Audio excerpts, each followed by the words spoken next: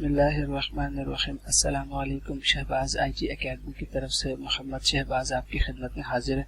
आज हम पढ़ेंगे Microsoft Word 2016 basic to advance series के लेसन नंबर 8 को। इस लेसन में हम देखेंगे कि हम अपने डॉक्यूमेंट के अंदर अनडू को कैसे यूज़ कर सकते हैं, रीडू को कैसे यूज़ कर सकते हैं। इसके अलावा अगर हमें कोई टेक्स्ट फाइंड करना है उसको कैसे कर सकते हैं, और अगर हमें किसी टेक्स्ट को किसी खास टेक्स्ट के बदले में रिप्लेस करना है तो वो हम कैसे कर सकते हैं। सबसे पहले अनडू को देखते हैं। देखिए, अनडू का जो ऑप्शन है, अनडू का ऑप्शन इस्तेमाल होता है अगर हम वर्ड के अंदर कोई भी काम करते हैं उस स्टेप उसको बैक करने के लिए हम अनडू का इस्तेमाल करते हैं। मिसाल के तौर पर मैं चाहता हूँ कि आखिर की जो 2 लाइन्स हैं इनको मैं मिटा दूँ, ये यहाँ पे सही नहीं लग रही।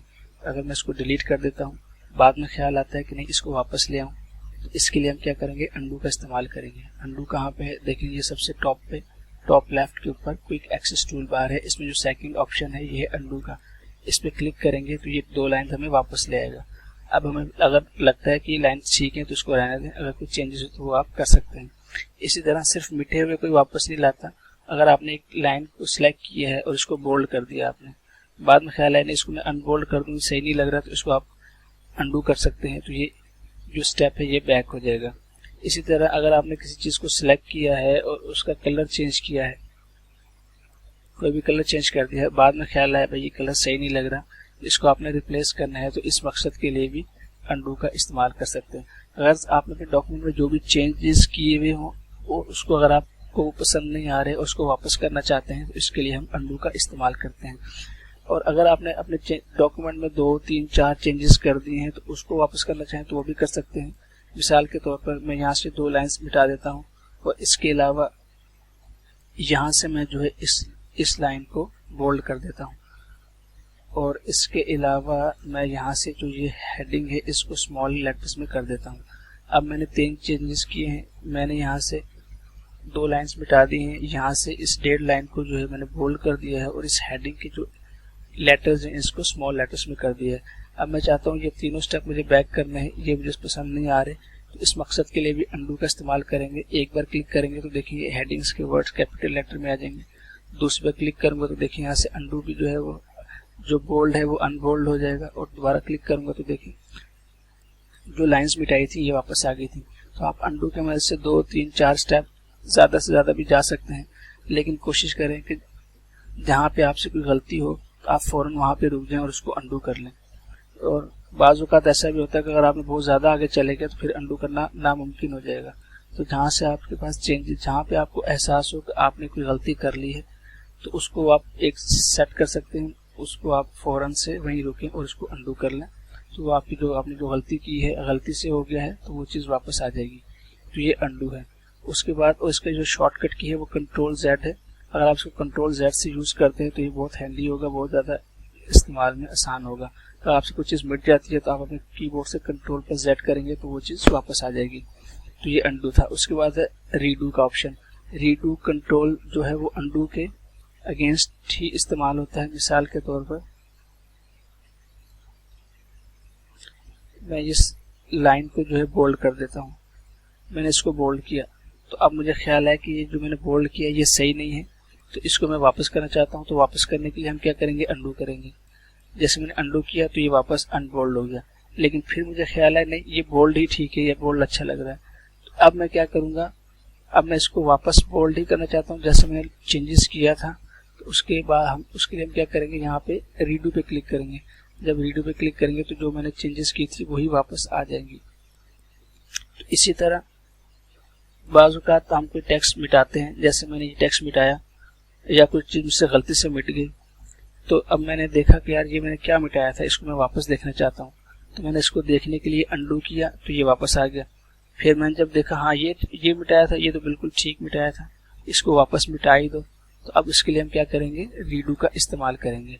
तो अनडू और रीडू क्या है कि आप अगर आपने कोई अपने डॉक्यूमेंट में कोई चेंजेस की है तो उसको वापस करना चाहते हैं तो आप अनडू का इस्तेमाल करते हैं, और अगर आपने जो चेंजेस की थी आपने कहा वही ठीक है, मुझे वापस नहीं करना, तो उसके लिए हम फिर रीडू का इस्तेमाल करते हैं। रीडू का इस्तेमाल हमेशा पहले अनडू का इस्तेमाल होगा, उसके बाद ही रीडू का इस्तेमाल होता है।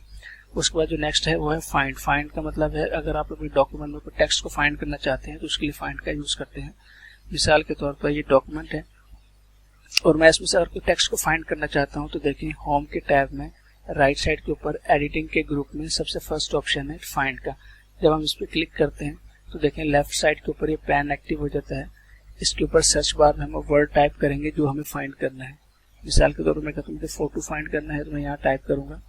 फोटो टाइप करके जैसे इंटर करूंगा तो देखें यहाँ पे पूरी लिस्ट खुल जाएगी। इस डॉक्यूमेंट में जहाँ जहाँ भी फोटो का लफ्ज यूज हुआ है वो तमाम की लोकेशन यहाँ पे बता रहा है और जो फर्स्ट वाला फोटो है उसको इसने हाईलाइट कर दिया है।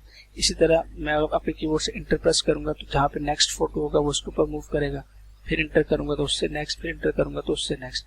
तो अगर मैं यहाँ से चाहूँ तो यहाँ पे भी क्लिक करते जाऊंगा तो मुझे उस जगह पे ले जाएगा जहाँ पे ये लिखा हुआ होता है, फोटो लिखा हुआ होगा। इसके अलावा मैं इन एरो कीज की मदद से भी अप एंड डाउन करके अपने डॉक्यूमेंट में जो टेक्स्ट है उसको सर्च कर सकता हूँ। जब हम अब देखें जब हम वर्ड के प्रीवियस वर्जन में देखते हैं जैसे 2007 और उससे 2003 उससे पहले वाले वर्जन में, तो उससे जब हम फाइंड पे क्लिक करते थे तो फाइंड का एक डायलॉग बॉक्स हमारे सामने खुल के आता था। तो वो कैसे आएगा देखिए, जो फाइंड के साथ यहाँ पे एरो लगा हुआ है इस पर क्लिक करें और एडवांस फाइंड पे क्लिक करेंगे तो देखिए ये डायलॉग बॉक्स हमारे सामने खुल के आएगा जो कि प्रीवियस वर्जन में आता था। तो यहाँ से भी आप इनको सिलेक्ट टाइप करके फाइंड कर सकते हैं, फिर फाइंड नेक्स्ट करेंगे, फाइंड नेक्स्ट करेंगे तो ये आपको मूव कराता रहेगा जहाँ जहाँ पे ये वर्ड टाइप हुआ होगा। उसके बाद जो नेक्स्ट है और इसकी जो शॉर्टकट की है वो कंट्रोल F है। अपने कीबोर्ड से कंट्रोल प्लस F प्रेस करेंगे तो ये जो पैन है ये एक्टिव हो जाएगा और इसमें आप टाइप करके सर्च कर सकते हैं। उसके बाद जो नेक्स्ट है वो है रिप्लेस। रिप्लेस का उस वक्त इस्तेमाल होता है जब हम अपने डॉक्यूमेंट में कोई वर्ड को रिप्लेस करना चाहते हैं। मिसाल के तौर पर मैं चाहता हूँ इस फोटो को मैं इमेज से रिप्लेस कर दूं तो मैं फाइंड पे क्लिक करूंगा, बल्कि फाइंड के एरो पे क्लिक करके एडवांस फाइंड पे क्लिक करूंगा तो देखिए ये मेरे पास खुल जाएगा। अब इसका जो सेकंड टैब है ये है रिप्लेस का। मैंने यहाँ पे फोटो का वर्ड टाइप किया है जिसको मुझे रिप्लेस करना है और यहाँ पे इमेज का वर्ड टाइप किया है जिसके अगेंस्ट जो मुझे इसके बदले में फोटो के बदले में जो वर्ड मुझे चाहिए वो मैंने यहाँ पे टाइप किया है। अब देखें इस बटनों को एक बार देख लेते हैं। इसमें देखें ये है फाइंड। फाइंड नेक्स्ट का मतलब है कि पहले उस टेक्स्ट को फाइंड करेगा, मुझे दिखाएगा कि ये वर्ड फोटो कहाँ पे लिखा हुआ है। अब मुझे अगर उसको रिप्लेस करना होगा तो मैं यहाँ से रिप्लेस कर दूंगा तो वो वर्ड रिप्लेस हो जाएगा। अगर मैं उसको रिप्लेस नहीं करना चाहता तो मैं फाइंड पे अगेन क्लिक कर दूंगा तो वो नेक्स्ट फोटो जहाँ पे लिखा होगा मुझे उस पर मूव कर देगा और अगर उसमें से मुझे रिप्लेस करना होगा तो मैं उसमें से रिप्लेस कर दूंगा। ये उस वक्त ऑप्शन बहुत काम का होता है जब आपने फोटो का वर्ड रिप्लेस तो करना हो लेकिन हर जगह से फोटो का वर्ड रिप्लेस नहीं करना, बल्कि मैं कुछ खास जगहों से ही फोटो के वर्ड को इमेज से रिप्लेस करना चाहता हूँ। तो उस मकसद के लिए हम वन बाय वन पहले टेक्स्ट को फाइंड करते हैं, उसके बाद रिप्लेस करते हैं। मिसाल के तौर पर देख मैंने इस पर क्लिक किया तो उसने फोटो को यहाँ से हाईलाइट कर दिया। अब मैं कहता हूँ इसको रिप्लेस कर दें, उसने इसको इमेज से रिप्लेस कर दिया और इसने ऑटोमेटिकली नेक्स्ट फोटो के टेक्स्ट को हाईलाइट कर दिया। अब अगर मुझे इसको यहाँ से रिप्लेस नहीं करना तो मैं इसको इग्नोर करूंगा और दोबारा फाइंड नेक्स्ट पे क्लिक कर दूंगा। जैसे ही फाइंड नेक्स्ट पे क्लिक करूंगा तो जो नेक्स्ट फोटो का वर्ड लिखा हुआ है ये उस पर मूव कर देगा। अब मुझे अगर इसको रिप्लेस करना है तो मैं इसको कहूंगा इसको रिप्लेस कर दे। इसी तरह जब इसको रिप्लेस कर दिया ये ऑटोमेटिकली नेक्स्ट पे मूव हो जाएगा। अब अगर मुझे इसको भी रिप्लेस नहीं करना तो मैं फाइंड नेक्स्ट करके आगे मूव कर जाऊंगा और अगर इसको भी रिप्लेस करना है तो मैं रिप्लेस कर दूंगा।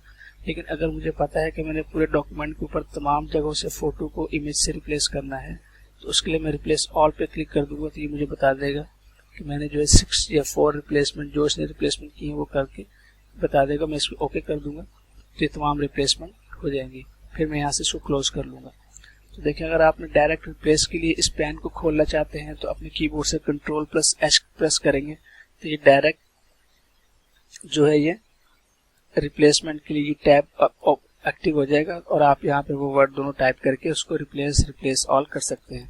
तो उम्मीद है इसमें आपको काफ़ी चीज़ें समझ में आई होंगी। आपसे मुलाकात होती है नेक्स्ट ट्यूटोरियल में। तब तक के लिए अस्सलाम वालेकुम व रहमतुल्लाहि व बरकातुहू।